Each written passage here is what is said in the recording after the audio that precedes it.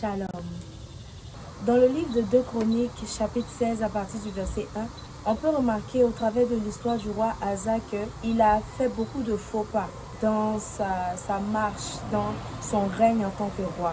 Donc d'abord, il s'est détourné de l'Éternel et il s'est attaché, donc il s'est tissé d'alliance au roi de Syrie.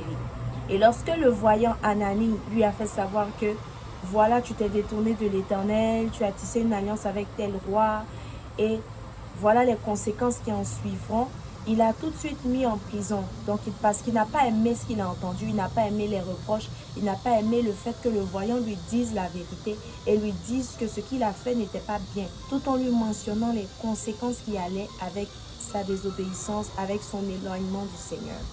On peut remarquer ici, comme je l'ai dit, qu'il y a beaucoup de faux pas. Donc déjà, le fait de s'allier à un autre roi sans consulter le Seigneur, se détourner de Dieu, ne pas chercher son avis par rapport à son règne, par rapport à tout ce qu'il devait faire. Mais ce qui m'intéresse le plus aujourd'hui, c'est le fait qu'il ait mis le voyant en prison. Juste parce que le voyant lui a fait savoir exactement que ce qu'il a fait n'est pas bien, le comportement qu'il a n'est pas adéquat et lui a mentionné toutes les conséquences qui vont suivre ses actions. C'est forcément, voilà, l'Éternel qui est passé par le voyant pour lui parler.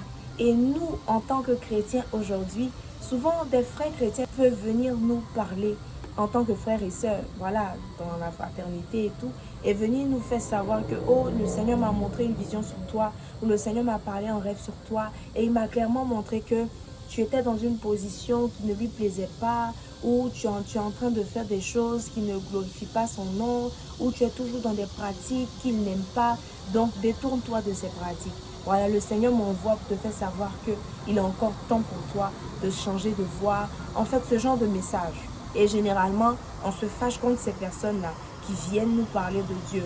Lorsque ces messages ne nous plaisent pas, lorsque ces messages ne nous réjouissent pas, lorsque ces messages ne parlent pas de non, tu vas te marier l'année prochaine, lorsque ces personnes ne viennent pas nous dire tu vas voyager l'année prochaine, tu vas avoir des enfants, tu vas faire ci, tu vas faire ça, genre tous les grands projets dont on rêve, lorsqu'on n'entend pas ça de la bouche de nos frères chrétiens, on se fâche contre eux. Lorsqu'ils nous parlent d'autre chose, non, je vois qu'il y a quelque chose de mauvais qui doit arriver, donc tu dois comme ça, tu dois faire comme ça, tu dois faire comme ça, ou tu dois quitter le travail que tu as.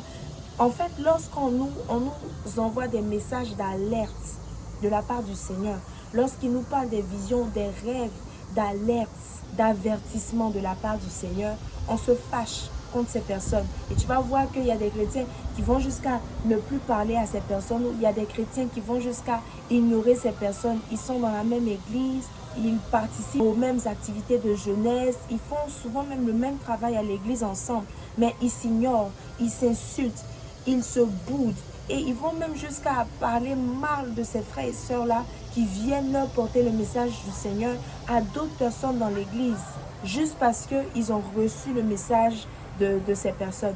Moi, je pense qu'en tant que chrétiens, nous devons apprendre à accepter ce genre de message aussi. Tous les messages qu'on va recevoir ne seront pas tout le temps de bons messages. Tu vas te marier, tu vas faire ci, tu vas faire ça. Souvent, nous faisons des erreurs aussi en tant que chrétiens. Et Dieu peut passer par d'autres frères chrétiens pour nous montrer la voie, pour nous avertir, pour nous éloigner de ces mauvaises pratiques et de ces mauvaises voies-là. Donc, nous devons accepter et même souvent même demander de l'aide à ses frères et sœurs, parce qu'ils peuvent nous aider à prier, ils peuvent nous aider à sortir de ces problèmes, ils peuvent nous aider à nous détourner de ces voies. Donc, cherchons à être humbles, parce que le comportement du roi Asa, c'est l'orgueil. Il a été orgueilleux, il a mis le monsieur en prison, en sachant que c'est exactement de ça qu'il s'agit, c'est exactement ce qu'il a fait, et les conséquences seront lourdes. Je t'exhorte aujourd'hui en tant que chrétien à être humble, à accepter tout ce que tu reçois comme message, que ce soit alerte, que ce soit avertissement du Seigneur, mais de la part de quelqu'un que tu te connaisses.